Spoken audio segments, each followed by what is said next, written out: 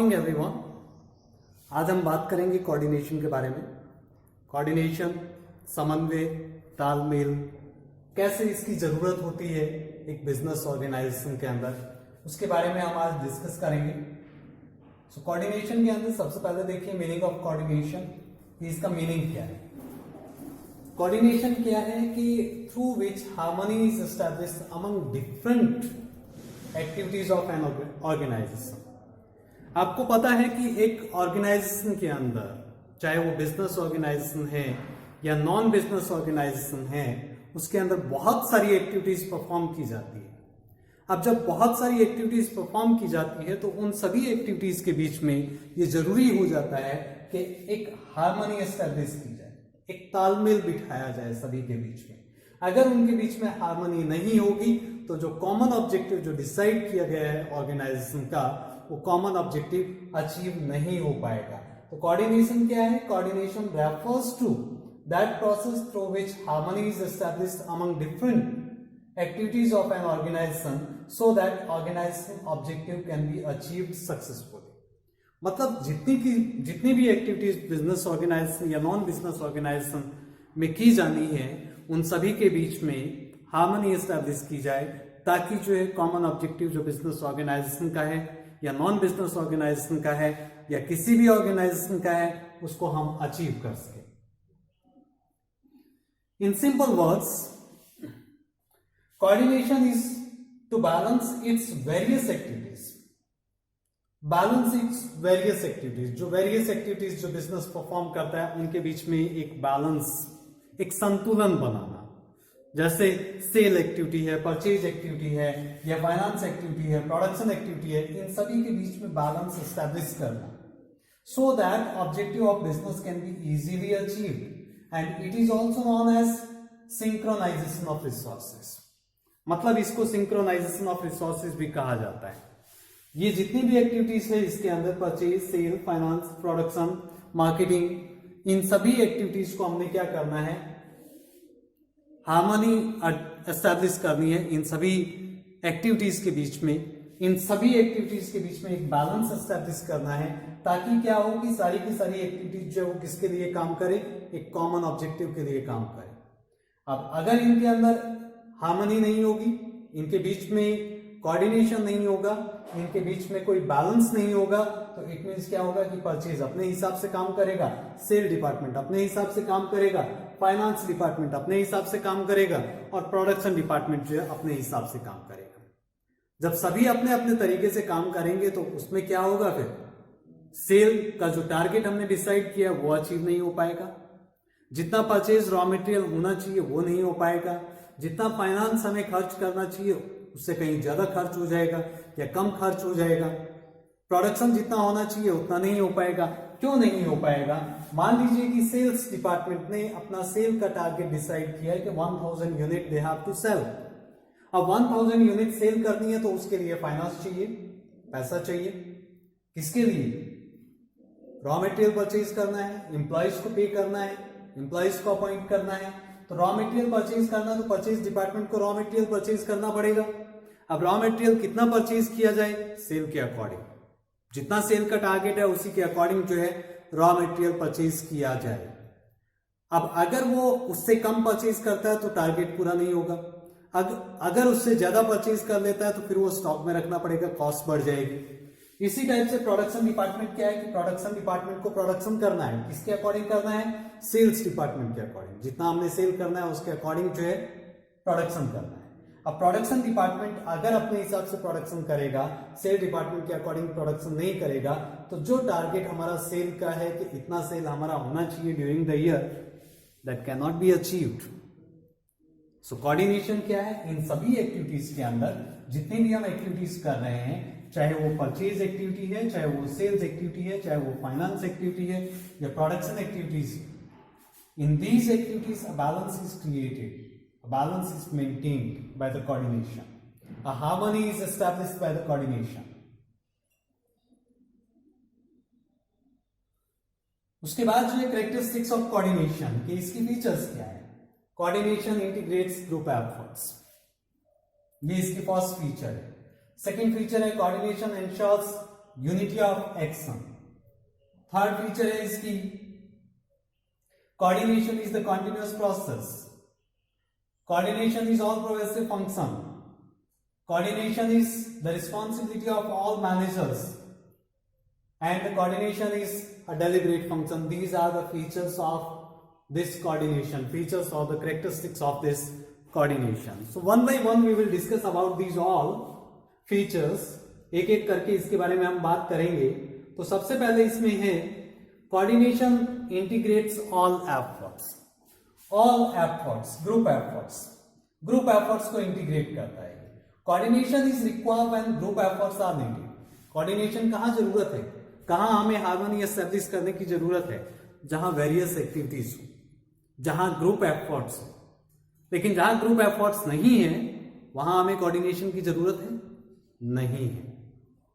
There is no need of coordination if there is no group effort. अगर कोई एक अकेली एक्टिविटी वहां परफॉर्म की जा रही है, only one activity is perform there, then there is no need of the coordination. Coordination is required when group of activities are there, group efforts are there, different jobs are there, at that time there is a requirement of coordination. तो coordination क्या है?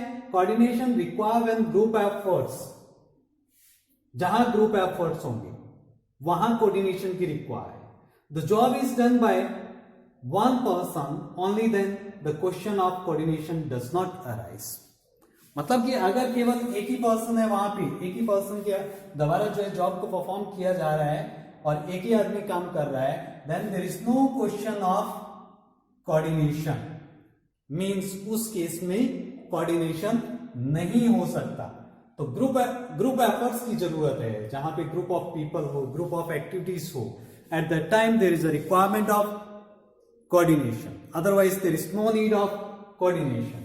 अब एक group के अंदर जो people काम कर रहे हैं, तो ग्रुप के अंदर पीपल काम करेंगे तो सब एक साथ मिलकर के काम करेंगे, तभी तो उनका जो कॉमन ऑब्जेक्टिव है वो अचीव हो पाएगा।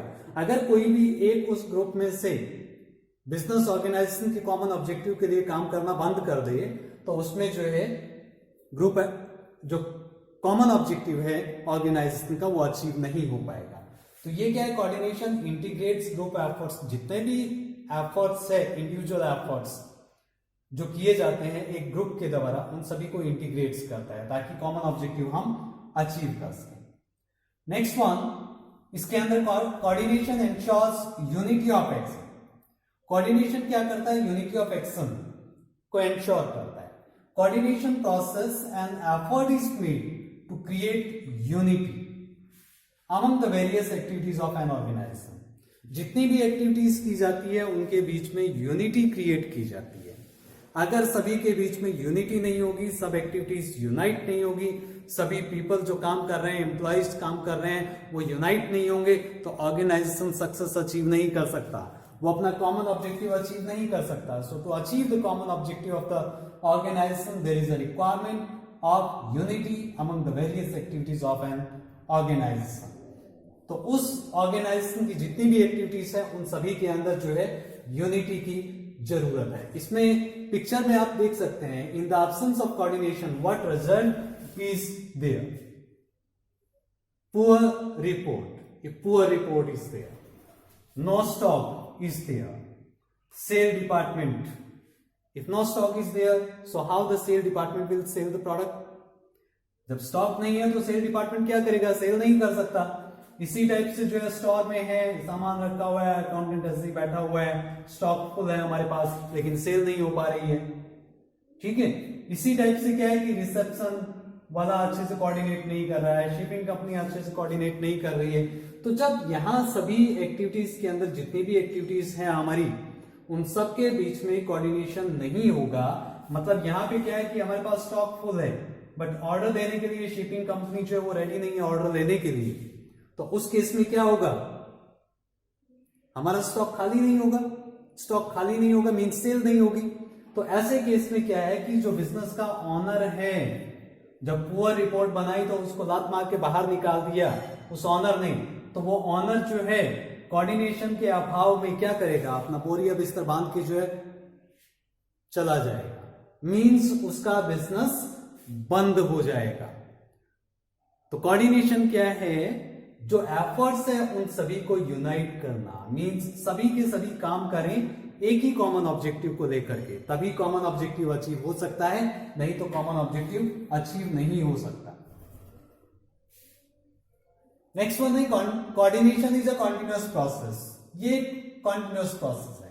It is not a job which can be perform once, मतलब कि जिसको एक बार कर दिया और उसके बाद हम ये कहें कि अब जरूरत नहीं है कोऑर्डिनेशन की, ऐसा नहीं है। या फिर जो है and for all, but it's need is felt at every step. whenever we are performing the different activities, there is a requirement of coordination. Without coordination, no group activities can be performed. तो हर step पे हमें जो है coordination की जरूरत है। ऐसा नहीं है कि हमने कोऑर्डिनेशन जो है एक बार कर दिया और उसके बाद जो है कोऑर्डिनेशन को हमने हटा दिया, ऐसा नहीं है। इसमें देखिए coordination must be a continuous process, it must be a continuous process. अगर कंटीन्यूअस प्रोसेस होगी तभी जो है ऑर्गेनाइजेशन एग्जिस्ट कर पाएगा। अगर कंटीन्यूअस प्रोसेस नहीं है तो organisation does not exist. Organisation हमने स्टार्ट किया, मैनेजमेंट प्रोसेस शुरू हुई, तो इस प्रोसेस के बीच में मींस ऑर्गेनाइजेशन स्टार्ट और एग्जिस्टेंस के बीच में क्या है, कोऑर्डिनेशन। इस कोऑर्डिनेशन ने ही बिजनेस जो स्टार्ट किया था उसको एग्जिस्टेंस में रखा है, सर्वाइवल में रखा है, अदरवाइज बिजनेस जो है सर्वाइव नहीं कर पाएगा। मैनेजमेंट प्रोसेस में क्या है, जो हम 5 functions, set of functions, planning, organising, directing, staffing, controlling, ये जो 5 फंक्शंस है वो मैनेजमेंट प्रोसेस के अंदर इंक्लूड किए जाते हैं। और मैनेजमेंट प्रोसेस के अंदर there is a requirement of coordination everywhere, and management process is a continuous process. It does not stop after once, so it will be continue. अगर वो कंटिन्यू है तो कोऑर्डिनेशन भी कंटिन्यू है, इसकी भी जरूरत तो हमें हमेशा पड़ेगी मैनेजमेंट के लिए। तो मैनेजमेंट के लिए कोऑर्डिनेशन की जरूरत है हर जगह पे। अगर बिजनेस को कंटिन्यू करना है, अगर बिजनेस को एग्जिस्ट करना है, तो कोऑर्डिनेशन के बिना बिजनेस जो है वो एग्जिस्ट नहीं कर सकता। After this coordination is all pervasive. Coordination की जरूरत क्या है, हर जगह पे। Coordination is applicable to business, one business, and second one is non business, everywhere. Business as well as in non business organisations there is a requirement of this coordination. It is applicable to business and non business organisations uniformly. In the same manner it is applicable. The nature of coordination is pervasive, that's why, because it is used everywhere. तो इसीलिए हम इसको जो है pervasive कहते हैं। अब pervasive के लिए कुछ पिक्चर्स में यहां आपको दिखाना चाहूंगा कि ये एक बिजनेस है। तो बिजनेस के अंदर जो है कोऑर्डिनेशन की जरूरत है बिजनेस को एग्जिस्ट करने के लिए। बिजनेस के अंदर जो है डिफरेंट एक्टिविटीज की जाती है, उन डिफरेंट एक्टिविटीज में हार्मनी एस्टैब्लिश करने के लिए हमें कोऑर्डिनेशन की जरूरत है। अब ये एक हाउस है, होम है, क्या घर में कोऑर्डिनेशन की जरूरत होती है? अब घर में एक फैमिली रहती है तो फैमिली के बीच में भी तो कोऑर्डिनेशन होना चाहिए। कोऑर्डिनेशन नहीं होगा तो फैमिली मेंबर्स आपस में लड़ेंगे, ठीक है ना। फैमिली मेंबर्स के बीच में अगर कोऑर्डिनेशन नहीं होगा तो कोई किसी की बात नहीं मानेगा। जो हेड ऑफ द फैमिली है उस हेड ऑफ द फैमिली की बात को दूसरे क्यों मानेंगे? तो इसलिए जो है सभी के बीच में कोऑर्डिनेशन होना चाहिए, सभी पीपल के बीच में। जैसे मान लीजिए कि हेड ऑफ द फैमिली है, वो एक मेंबर को तो ज्यादा फेवर करता है, दूसरे को फेवर नहीं करता है, तो in that case there will be a problem in that home. तो कोऑर्डिनेशन जरूरी है, सभी को इक्वल फेवर करना पड़ेगा। नेक्स्ट इसमें है स्कूल, ये क्लासरूम है। अब एक क्लासरूम जो है, क्लासरूम के अंदर कोऑर्डिनेशन की जरूरत है। एक स्कूल के अंदर कोऑर्डिनेशन की जरूरत है, क्योंकि स्कूल में टीचर टीच कर रहा है, he is very dedicated to teaching. बहुत ही डिवोटी है वो, टीचिंग बहुत अच्छे से करवाना चाहता है। ठीक है, वो अच्छे से करवाना चाहता है, लेकिन अच्छे से कब करवा सकता है? जब कोऑर्डिनेशन होगा, जब टाइम टेबल होगा स्कूल के अंदर। टाइम टेबल होगा तभी तो वो क्लास में अच्छे से पढ़ा पाएगा, नहीं तो दूसरा टीचर आएगा बीच में और कहेगा कि भाई मुझे पढ़ाना है, अभी तो आप जाइए बाहर। तो क्या करेंगे आप? कुछ नहीं कर सकते। तो in that case there is a requirement of the time table, and time table is the example of the coordination in the school. तो कोऑर्डिनेशन जो है वो ऑल परवेसिव है, हर जगह पे उसकी जरूरत होती है। उसके बाद इसमें है coordination is the responsibility of all managers. ये सभी मैनेजर की रिस्पॉन्सिबिलिटी है। ऐसा नहीं है कि किसी एक लेवल पे जो है, जैसे टॉप लेवल है, मिडिल लेवल है, लोअर लेवल है, इसमें ये कहें हम कि किसी एक लेवल पे इसकी ज्यादा जरूरत है, ऐसा नहीं है। मैनेजमेंट कोऑर्डिनेशन जो है, कोऑर्डिनेशन की जरूरत सभी लेवल पे इक्वल है, एक समान जरूरत है। तो इसमें क्या है कि coordination is needed at all level of management. Different activities performed at different levels are equally important. Different level पे जो एक्टिविटीज परफॉर्म की जा रही है, these are equally important. Equally important means ऐसा नहीं है कि केवल टॉप लेवल पे जो एक्टिविटीज परफॉर्म की जा रही है only that is very important, middle level पे जो एक्टिविटीज है वही केवल इंपॉर्टेंट है। अब टॉप लेवल तो केवल प्लानिंग करता है, रिटर्न वर्क करता है। अब टॉप लेवल ने प्लानिंग कर दिया, एग्जीक्यूशन कहां होगा? लोअर लेवल पे। जब तक एग्जीक्यूशन नहीं होगा तो वो प्लानिंग तो बेकार है ना, उस प्लानिंग का कोई यूज नहीं है, वो पड़ी रहेगी कागजों में। तो जब तक उसका एग्जीक्यूशन नहीं होगा मिडिल लेवल और लोअर लेवल पे, तब तक वो प्लानिंग जो है वेस्टफुल एक्टिविटी है। तो इसलिए हम कह सकते हैं कि कोऑर्डिनेशन जो है वो हर एक लेवल पे जरूरी है। ऐसा नहीं कि किसी एक लेवल पे कोऑर्डिनेशन की जरूरत हो, टॉप लेवल, मिडिल लेवल या lower level, at every level there is a requirement of this coordination. Next one is coordination is a deliberate function. Coordination जो है डेलिब्रेट फंक्शन है। First of all I want to tell you about the deliberate, कि यहां एक लड़की जो है एक फ्लावर को जो है कुचल रही है अपने पैर से, मतलब उस फ्लावर को जो है डिस्ट्रॉय करने की कोशिश कर रही है, ये जानबूझ करके उसको डिस्ट्रॉय कर रही है। तो ये क्या है? ये डेलिब्रेट। अब कोऑर्डिनेशन कैसे डेलिब्रेट है? Coordination is never established by itself, अपने आप एस्टैब्लिश नहीं होता है, but it is a deliberate effort. It is a deliberate effort. इसको एस्टैब्लिश किया जाता है किसके द्वारा? मैनेजमेंट के द्वारा। मतलब मैनेजमेंट जो है, जो डिफरेंट एक्टिविटीज जो एक ऑर्गेनाइजेशन के अंदर एस्टैब्लिश की परफॉर्म की जानी है, उन एक्टिविटीज के बीच में एक रिलेशन एस्टैब्लिश करते हैं, एक दूसरे को डिपेंडेंट बनाते हैं। जब एक दूसरी डिपेंडेंट एक्टिविटीज होंगी तो उसमें कोऑर्डिनेशन की जरूरत होगी, आपस में एक दूसरे को तालमेल बना के रखने की जरूरत होगी। तो ये एक डेलिब्रेट फंक्शन है, that is not created itself, it is created deliberately, or you can say it is a deliberate effort. So these are the features of this coordination or the characteristics of this coordination. उसके बाद हम बात करते हैं importance of coordination की। Coordination हमने पढ़ा अभी फीचर्स और उसके मीनिंग के बारे में।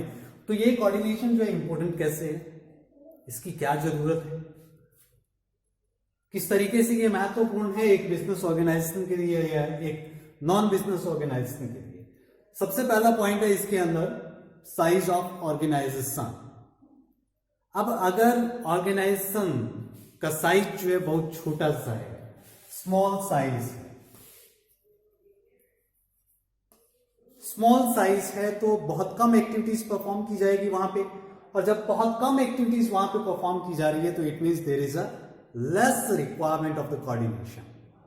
अगर बिजनेस ऑर्गेनाइजेशन जो है वो है आपका लार्ज स्केल का, बहुत बड़ा है, तो उस केस में बहुत ज्यादा एक्टिविटीज जो उस ऑर्गेनाइजेशन में परफॉर्म की जाएगी, और जब ज्यादा एक्टिविटीज परफॉर्म की जाती है तो उस केस में जो है कोऑर्डिनेशन की इंपॉर्टेंस बढ़ जाती है, तो ज्यादा कोऑर्डिनेशन की हमें जरूरत पड़ेगी। तो साइज ऑफ द ऑर्गेनाइजेशन जो है वो अफेक्ट करता है कोऑर्डिनेशन की इंपॉर्टेंस को कि इंपॉर्टेंस है या नहीं है। अगर स्मॉल साइज है तो कम एक्टिविटीज होगी तो हमें जो है कोऑर्डिनेशन की कम जरूरत है। और जब ज्यादा एक्टिविटीज होगी मींस बड़े स्केल का बिजनेस है तो उस केस में जो है ज्यादा एक्टिविटीज परफॉर्म होंगी और ज्यादा एक्टिविटीज होगी तो ज्यादा कोऑर्डिनेशन की जरूरत होगी, ज्यादा तालमेल की जरूरत होगी, क्योंकि ज्यादा डिस्प्यूट की संभावना हो जाती है वहां पे। और जहां ज्यादा डिस्प्यूट की संभावना है वहां ज्यादा हार्मनी एस्टेब्लिश करने की जरूरत है। दूसरा इसमें है फंक्शनल डिफरेंशिएशन। एक ऑर्गेनाइजेशन जो है उसके अंदर फंक्शनल डिफरेंशिएशन होता है, means different department different activities को परफॉर्म करता है, डिफरेंट एम्प्लॉय डिफरेंट वर्क को परफॉर्म करता है। जब सभी लोग एक अलग अलग कार्य कर रहे हैं, जब सभी डिपार्टमेंट अलग अलग फंक्शन को परफॉर्म कर रहे हैं तो उस केस में ज्यादा जरूरत हो जाती है कोऑर्डिनेशन। क्योंकि जैसे सेल्स डिपार्टमेंट है तो सेल्स का काम कर रहा है, परचेज डिपार्टमेंट है परचेज का काम कर रहा है, मार्केटिंग डिपार्टमेंट जो है वो मार्केटिंग का काम कर रहा है, प्रोडक्शन डिपार्टमेंट प्रोडक्शन का काम कर रहा है। अब ये काम तो अलग अलग कर रहे हैं लेकिन कर किस लिए रहे हैं? एक ही कॉमन ऑब्जेक्टिव के लिए तो कर रहे हैं। जब कॉमन ऑब्जेक्टिव एक है तो सारे की सारी जो एक्टिविटीज की जा रही है, फंक्शनल डिफरेंशिएशन जो है उस ऑर्गेनाइजेशन के अंदर, उसको हमें इंटीग्रेट करके रखने की जरूरत है, उसको हमें कोऑर्डिनेट करने की जरूरत है, ताकि उन सभी के एफर्ट जो है केवल किसके लिए हो? कॉमन ऑब्जेक्टिव के लिए हो। तो उस कॉमन ऑब्जेक्टिव के लिए एफर्ट्स को इंटीग्रेट करने के लिए जो फंक्शनल डिफरेंशिएशन है उस ऑर्गेनाइजेशन के अंदर, उसकी वजह से कोऑर्डिनेशन की ज्यादा जरूरत है। नेक्स्ट इसमें है स्पेशलाइजेशन। अब स्पेशलाइजेशन जो है वो भी इसमें जो है कोऑर्डिनेशन की इंपॉर्टेंस को इंक्रीज करता है। अब मान लीजिए कि एक पर्सन जो है स्पेशलिस्ट बन गया अपने काम के अंदर। अब वो स्पेशलिस्ट बन गया तो वो अपने ही काम को स्पेशल मानेगा, वो अपने ही काम को जो है इंप्रूव करना चाहेगा, दूसरे के काम के बारे में उसको टेंशन नहीं है। वो चाहता है कि मैं स्पेशलाइजेशन गेन कर लूं। जैसे sales department, purchase department, production department है। अब प्रोडक्शन डिपार्टमेंट चाहता है कि मैं स्पेशलाइजेशन गेन कर लूं, तो उसने क्या किया? स्पेशलाइजेशन गेन करने के चक्कर में जो है इतना ज्यादा प्रोडक्शन कर दिया कि उसकी सेल नहीं हो रही है। अब स्टोर करके रखना पड़ रहा है, जिसकी वजह से क्या है? स्टॉक की कॉस्ट बढ़ गई। तो क्या हुआ? ये आपस में तालमेल नहीं था, उसी की वजह से हुआ।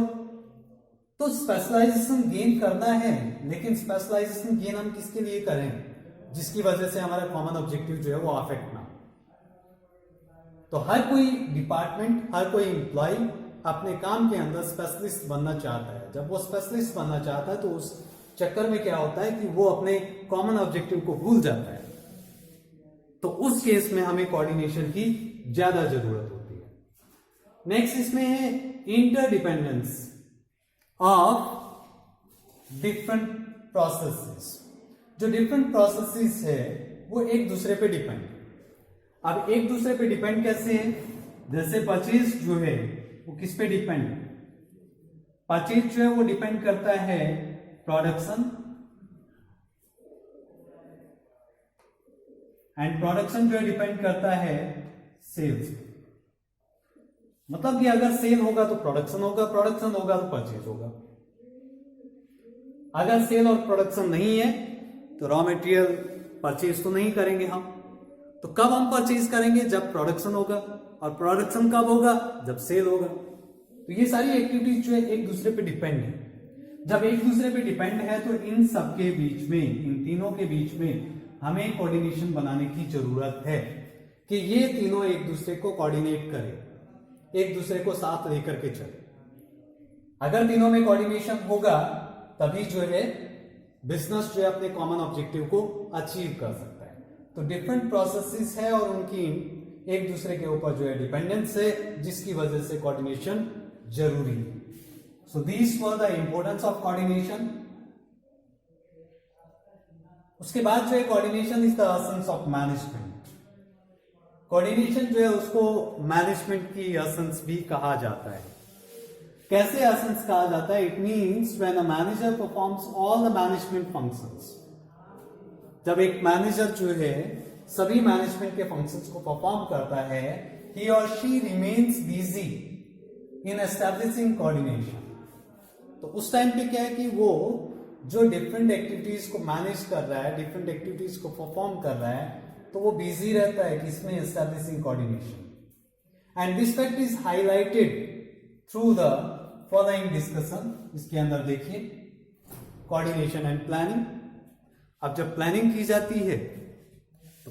जाती है तो उस टाइम जो है हमें ये ध्यान में रखना पड़ता है कि प्लानिंग जो है इस तरीके से हो कि हमारा कॉमन ऑब्जेक्टिव इजीली अचीव किया जा सके। मतलब प्लान करते हैं हम रिसोर्सेज को डिवाइड करने का, रिसोर्सेज को एलोकेट करने का, तो सभी डिपार्टमेंट्स के अंदर रिसोर्सेज जो है इस तरीके से एलोकेट किए जाए ताकि हमारा कॉमन ऑब्जेक्टिव अफेक्ट ना हो। तो प्लानिंग जब हम करते हैं तो कोऑर्डिनेशन को ध्यान में रखा जाता है, बिना कोऑर्डिनेशन के हम प्लान नहीं कर सकते। ऑर्गेनाइजिंग के अंदर भी कोऑर्डिनेशन की जरूरत है। कोऑर्डिनेशन एंड ऑर्गेनाइजिंग में क्या किया जाता है, डिफरेंट पोस्ट क्रिएट की जाती है और डिफरेंट पोस्ट क्रिएट करके उनके रिलेशन एस्टैब्लिश किए जाते हैं। तो वो कोऑर्डिनेशन हेल्प करता है हमारी पोस्ट क्रिएट करने में, उनके रिलेशन एस्टैब्लिश करने में और उनके ड्यूटीज वगैरह असाइन करने में कोऑर्डिनेशन हेल्प करता है। अथॉरिटी एंड ड्यूटीज और रिस्पॉन्सिबिलिटीज जो असाइन की जाती है that can be assigned with the help of coordination. अब स्टाफिंग है। स्टाफिंग में क्या है कि एम्प्लॉयज को अपॉइंट करना है। तो एम्प्लॉयज को अपॉइंट जो है डिफरेंट डिपार्टमेंट्स में करना है। तो पर्सनल डिपार्टमेंट जो है दूसरे डिपार्टमेंट के साथ कोऑर्डिनेशन बना के रखेगा, तभी जो है सभी डिपार्टमेंट के लिए जो है एम्प्लॉयज की अपॉइंटमेंट इजीली कर सकता है। डायरेक्टिंग, जो डायरेक्शंस वगैरह देनी है, गाइडलाइंस वगैरह देनी है, वो इस तरीके से दी जाए कि एक एम्प्लॉय को अगर डायरेक्शन दी जा रही है तो उसका एडवर्स इफेक्ट जो है दूसरे एम्प्लॉय पे ना पड़े। मतलब दूसरा एम्प्लॉय ये ना समझे कि ये डायरेक्शन जो है मुझे क्यों नहीं दी गई या मुझे दूसरे वे में क्यों दी गई, तो उसका एडवर्स इफेक्ट ना नहीं पड़ना चाहिए। तो इस तरीके से जो है डायरेक्टिंग करते टाइम भी जो है हमें कोऑर्डिनेशन बना के रखना पड़ता है सभी एम्प्लॉयज के बीच में, सभी मैनेजर्स के बीच में। एंड कंट्रोलिंग एंड कोऑर्डिनेशन, जब हम कंट्रोलिंग करते हैं तब भी हमें कोऑर्डिनेशन की जरूरत है, क्योंकि कंट्रोलिंग के अंदर जो है जो एक्चुअल परफॉर्मेंस को मेजर करके और उसके बाद जो है स्टैंडर्ड के साथ जो है कंपेयर किया जाता है और उसके बाद अगर डेविएशन होता है तो हम एक्शन लेते हैं। तो एक्शन सभी के साथ इक्वली लेना चाहिए। किसी एक के खिलाफ तो हम एक्शन ले रहे हैं, दूसरे के खिलाफ नहीं ले रहे हैं, तो it means there is no coordination. तो कोऑर्डिनेशन की जरूरत जो है वो हर जगह पे है। तो इसलिए जो है कोऑर्डिनेशन को एसेंस ऑफ मैनेजमेंट कहा जाता है। एक चीज और भी है कि कोऑर्डिनेशन की जरूरत जो है मैनेजमेंट के सभी लेवल पे होती है। Coordination is required at every level of management. Top level पे कोऑर्डिनेशन की जरूरत है। टॉप लेवल पे क्या होता है, ऑब्जेक्टिव डिसाइड किया जाता है, पॉलिसीज फ्रेम की जाती है। तो जब ऑब्जेक्टिव डिसाइड करते हैं या पॉलिसीज फ्रेम करते हैं तो तब हम सभी डिपार्टमेंट्स के बारे में या सभी एम्प्लॉयज के बारे में सोच करके फिर ऑब्जेक्टिव डिसाइड करते हैं। सभी डिपार्टमेंट्स के लिए हम पॉलिसीज इस तरीके से डिजाइन करते हैं ताकि हमारा जो कॉमन ऑब्जेक्टिव है उस पर अफेक्ट ना पड़े, वो इजीली अचीव हो जाए। इसी टाइप से जो मिडिल लेवल मैनेजमेंट है वो क्या करता है कि इंटरप्रेट करता है जो पॉलिसीज फ्रेम की गई है, जो प्लान बनाई गई है टॉप लेवल पे, उनको इंटरप्रेट करता है। अब वो किसी एक डिपार्टमेंट, किसी एक सुपरिंटेंडेंट को तो इंटरप्रेट कर दे, दूसरे को ना करे, तो वहां पे क्या होगा, दोनों के बीच में डिस्प्यूट हो जाएगा। तो वहां भी कोऑर्डिनेशन बना के रखने की जरूरत है कि सभी को जो है एक समान, एक जैसा डायरेक्शन प्रोवाइड किया जाए। और लोअर लेवल जो है वो डायरेक्ट वर्कर्स के टच में होता है। तो वर्कर्स को कोऑर्डिनेट करने के लिए लोअर लेवल को एफर्ट्स करने पड़ते हैं। मतलब कि सभी वर्कर्स में कोऑर्डिनेशन बना के रखे ताकि सभी वर्कर्स जो है अपने ऑब्जेक्टिव को ध्यान में रखते हुए वर्क को परफॉर्म कर सकें और कॉमन ऑब्जेक्टिव को अचीव कर सकें। तो ये था कोऑर्डिनेशन टॉपिक। तो आज के टॉपिक में इतना ही।